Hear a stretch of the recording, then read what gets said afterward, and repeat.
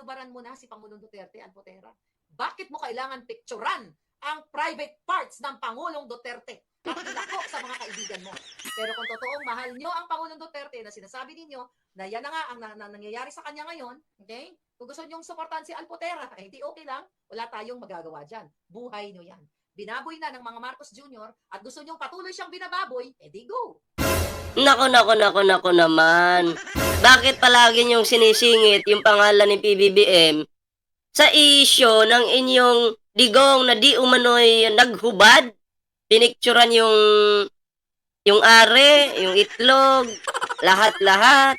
Eh kung ina-allowed naman ni Digong yon, pumayag naman siya na papicturan, may masama ba doon? O, diba? Alam naman natin na mahilig sa babae ang mga Duterte. Diba? Oo. Marami nga daw, maraming chicks. Sana all. Diba? O, tingnan natin itong ibang video dito, no? Pero ang pangit doon, mga pre, no?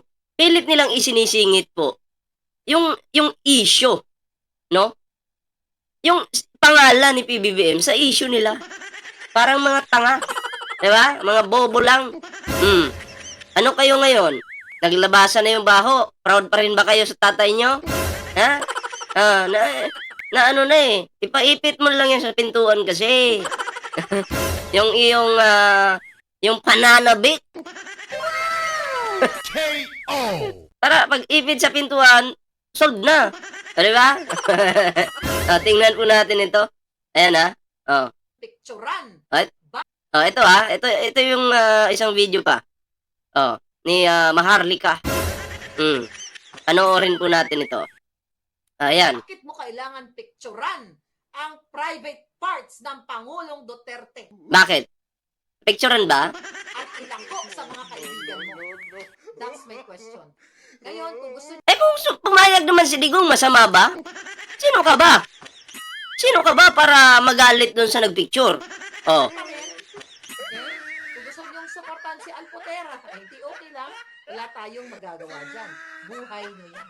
Pero kung totoong mahal nyo ang Pangulong Duterte na sinasabi ninyo na yan na nga ang nangyayari sa kanya ngayon, binaboy na ng mga Marcos Jr. at gusto nyong patuloy siyang binababoy, Hindi, mali ka dyan. Hindi si PBBM ang nagbaboy kay Digong. Siya mismo at yung kanyang chicks dyan sa loob, yung nagbaboy sa kanya. Siya mismo, binaboy niya yung sarili niya. Bakit ka papayag na pipicturan mo yung titi mo? Oh, bakit ka papayag? Paano binaboy ni PBBM yung amo mong manyakis? Ha? Wala naman sa loob si PBBM. Iba naman yung nasa loob. Bakit isisingit mo pa rin yung pangalan ni Pangulong Bongbong Marcos dyan? Tanga-tanga talaga tong babae na to kahit kailan. Diba? So, ito po yung ating bibigyan ng reaksyon ngayon. Ayan, kung bago ka pa lang po dito sa ating YouTube channel, mga pre. Huwag kalimutang mag-like, share, and subscribe para naman po maging updated kayo sa lahat ng mga uploads natin. And mga pre, libre pong mag-like dyan. May TikTok po tayo, may Facebook po tayo. Ayan, huwag kalimutang i-follow yung ating mga social media accounts.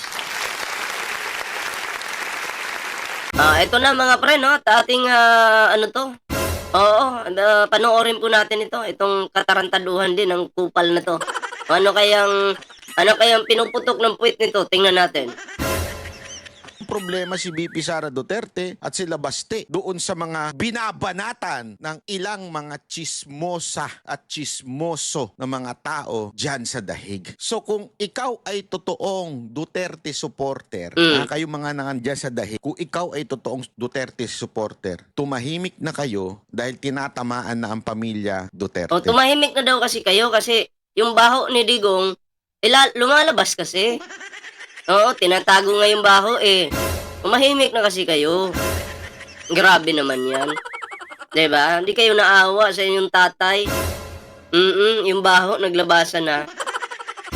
Kung talagang Duterte supporter kayo, tatahimik kayo kasi alam nyong pinagpepiestahan na ng media yung katulad nitong girlfriend. Dahil sa putang inang kadaldalan ninyo. So kung ikaw ay sunod-sunuran ka pa rin sa mga vlogger na chismosa, hindi ka talaga Duterte supporter. Chismosa ka lang. Kahit si BP Sara Duterte, walang problema doon sa dalawang binabanatan dyan na tinatawag na girlfriend daw ni Pangulong Duterte. Kaya nga ang title nito may nagseselos. At itong nagseselos na ito, may binabayaran.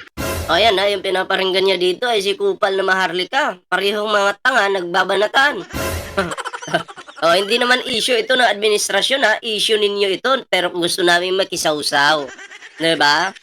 Ayan po ha, nag-aaway-away na sila dahil sa isang titi. Sa isang itlog. Dahil sa isang hubad na larawan. Yan po ang kanilang pinag-aagawan or pinag-aawayan ngayon. Bakit kaya? Anong meron dyan? Mahiwaga ba ito? Naglalaman ba ito ng buhay? Ay, syempre naman, bullpoint man. Naglalaman ng buhay yun. Oo. Yung kapangyarihan ni Rodrigo Duterte. Yung kanyang pag-aari, naglalaman ng buhay. Kaya pala pinag-aawayan ngayon. Naku po, bistado na naman. O, ito pa yung isang video. Panoorin po natin ito.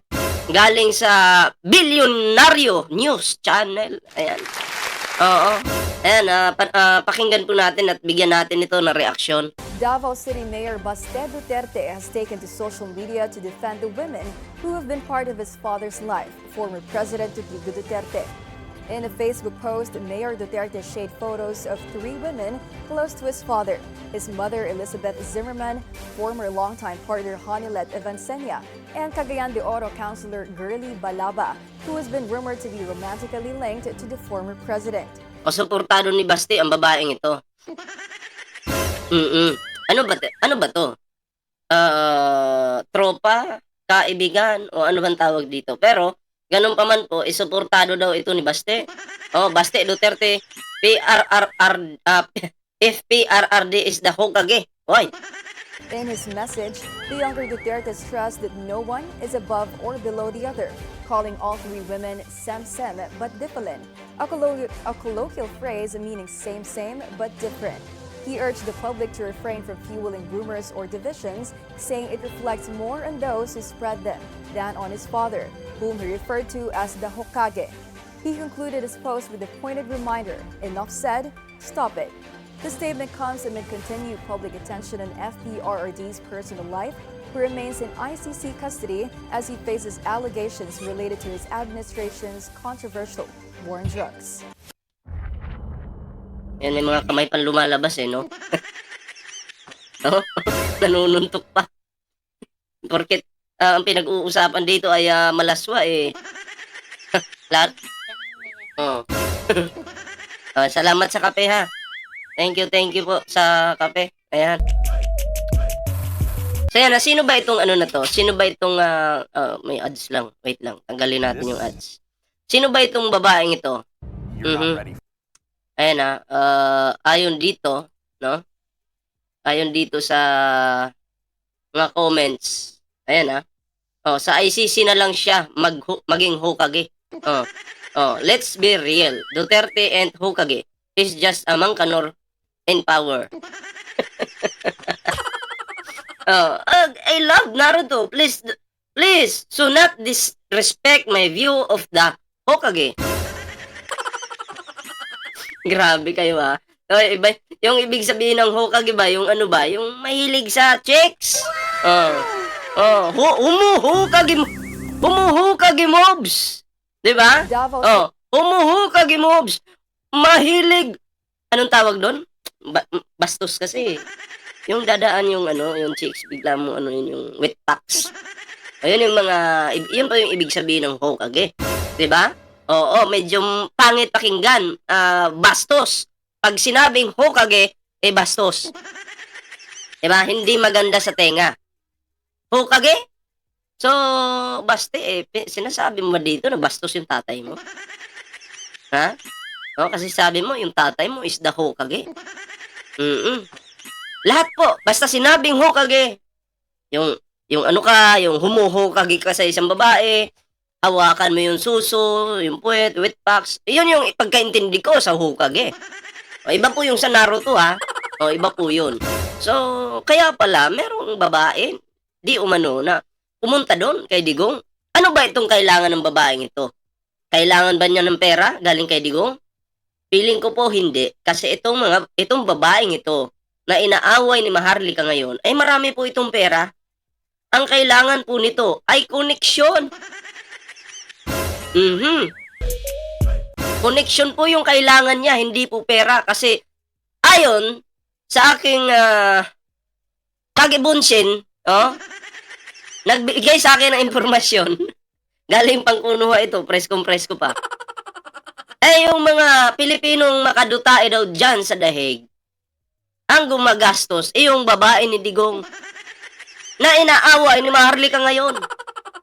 Yung gumagastos dyan sa dahig, mga nagtitipon-tipon tungkol sa mga gumagastos sa pagkain, basta lahat ng expenses dyan, yon yung gumagastos dyan. Ayon sa aking Kagebunsin. Tapos yun po, ang binabanatan ni Maharlika ngayon. Di ba? Galing ano? Galing ng Maharlika ano? Inom mo tayong kape.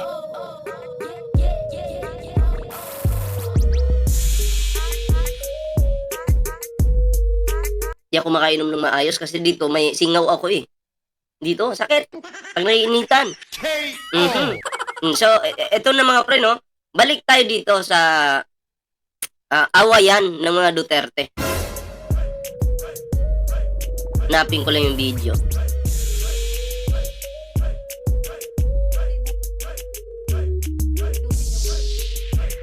Ito na. Ayan. Kailangan ko lang ayusin yung word ko. Inilalako ni Alpotera ang censored, ang private na buhay. Hindi buhay eh. Hindi daw buhay. Ano ba? Ano ba kasi? Ano bang nilalako? Hindi ba buhay? Ano yun? Ni Pangulong Duterte. Kaya po ako galit na galit sa babaeng niyang Alpotera na yan. Hayop yan. Kunyari galit. Kunyari galit. Galit ba talaga o galit-galitan na lang? Ha? Hayop? Eto kung ako ay matinong lalaki, nasa kulungan ako. Pag magpalit kami ni Digong, halimbawa lang, yung Alpotera pumasok doon. May utak naman ako. Bakit ko nakahubad ako, pipicturan mo ako? Papayag ba ako? Natural, hindi. Pero kung manyakis ka, sige lang, okay lang. Okay lang, picturean mo. Kaya, ito yung tanong eh. Bakit ikaw yung magagalit, Maharlika? Si Digong nga hindi nagalit, pinicturean siya. Bakit ikaw magagalit? Sino ka ba? Okay lang naman kay Digong, picturean eh. Anong masama doon? May mali ba doon? I think walang mali. Puro tama, may tama. Patuloy natin. Pinakita niya sa kanyang mga gadget, sa kanyang mga laptop, ganyan niya babuyin ang Pangulong Duterte. Hindi, mali ka. Relax ka lang. Ang nagbaboy talaga kay Duterte, siya mismo, sarili niya. Kasi inapprove niya na okay lang, sige lang, picturean mo.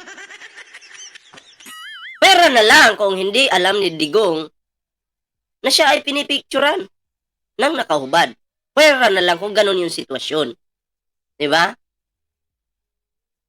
Pero paano kung pumayag si Digong? Yun ang tanong. Diba? Now, ngayon, sino? Now, ngayon. May now na nga, may ngayon pa. Okay, sige. Tama ba kung kayo ay Duterte supporter?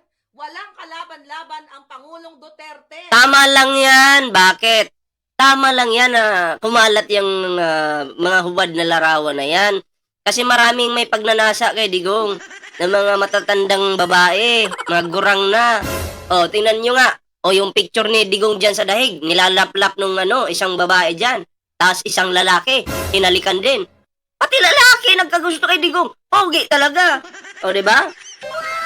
Oh. So, para sa akin, okay lang yan. Para yung init ng mga katawan ng mga matatandang, mga maasim na, ay mawala dahil nakita nila yung pag-aari ng kanilang iniidolo.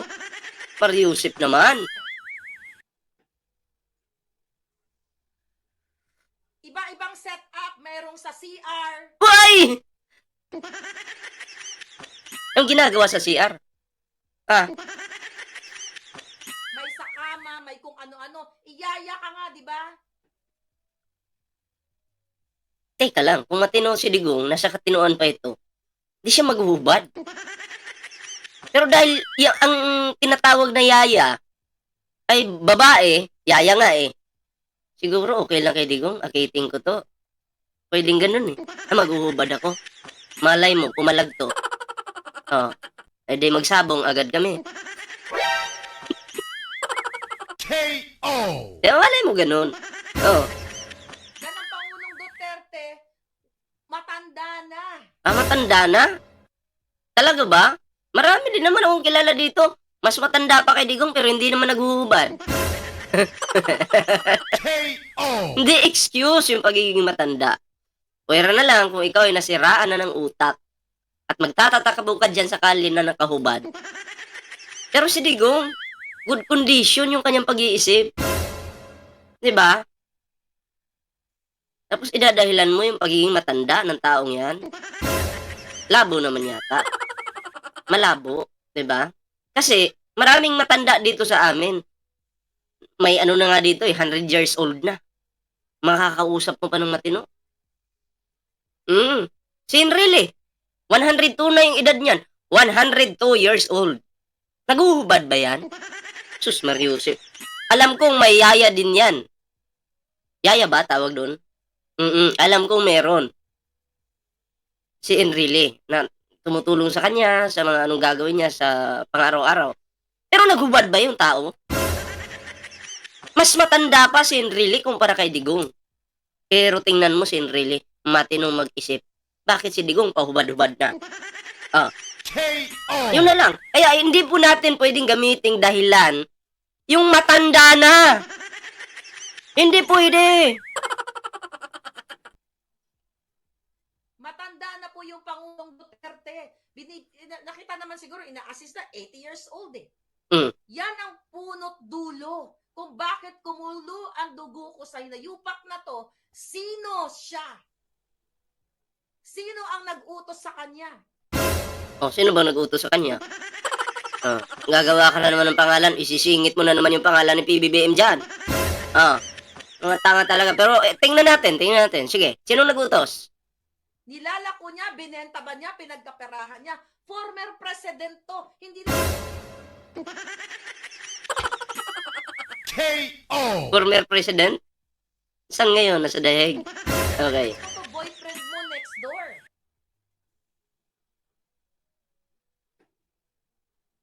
Yes. Kawawa si Pangulong Duterte at Anong kawawa? Nag-i-enjoy. Mukhang nag-i-enjoy nga eh. K.O. Mukhang nag-i-enjoy nga, tas kawawa. Yes! nakalabas ngayon ng Team Alpotera na they're okay with the Dutertes, hindi kayo aawayin ni Inday. Walang ganon. Okay nga si Sara Duterte sa tinatawag mong Alpotera, di ba? Yung mga anak, wala namang reklamo. Bakit ikaw na tanga ka, nagre-reklamo ka dyan? K.O. Anong mali? Gusto mo talaga ng issue, paingayin yan? Dapat i-stop na yan kung talagang mahal nyo si Digong. I-stop na yan, hindi na dapat pag-usapan pa.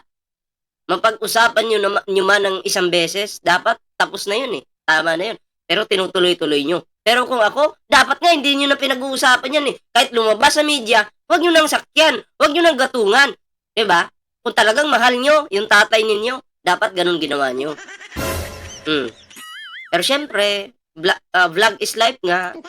Chismis is life. Chismis is money. Maharli ka pa ba? Sasakyan niya yan.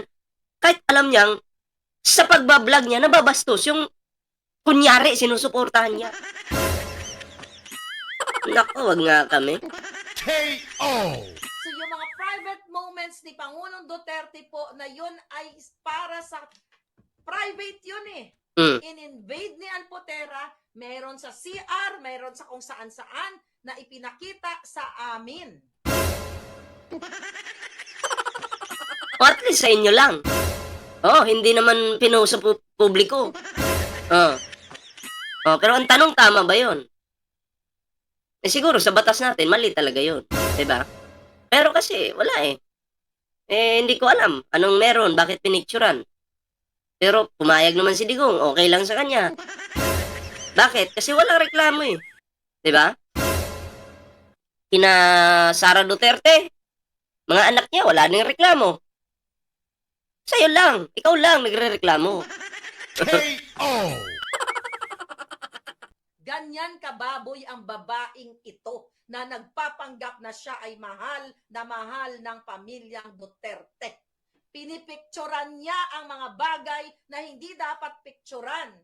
Ipinagkakalat niya sa kanyang mga amiga, pinapakita niya, may witness ako dyan. Hoy, send nyo nga sa akin. At ma-content natin. Diba? Kung nasa katinuan pa yun yung tatay, dapat sana, nag-ingat siya. Huwag pa hubad-hubad. Diba? Kung magsi-CR siya, na gusto niya maligo sa CR o umebak, sarado niya. Bakit naka-open? Maghuhuwad pa. Tama ba yon? Ay, hindi po. Diba? Dapat ang ginawa mo, sinarado mo yung CR. Nasa kwarto ka. Bakit ka maghuhubad? Mayaya ka eh. Bakit ka maghuhubad dyan? Tama bang na maghubad ka? Nakita mo may babae. Teka lang, baka ma-picturean ako nito. Tama ba?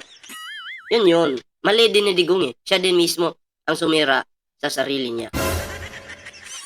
So anyway mga pre, yun lang po muna yung ating video ngayon mga pre. At syempre, bago po tayo magtapos sa ating video ngayon, ayan, kung bago pa lang dito sa ating YouTube channel, huwag kalimutang mag-like, share, and subscribe para naman po maging updated ka sa lahat ng mga uploads natin. At syempre, may Facebook po tayo dyan, may TikTok po tayo, ha?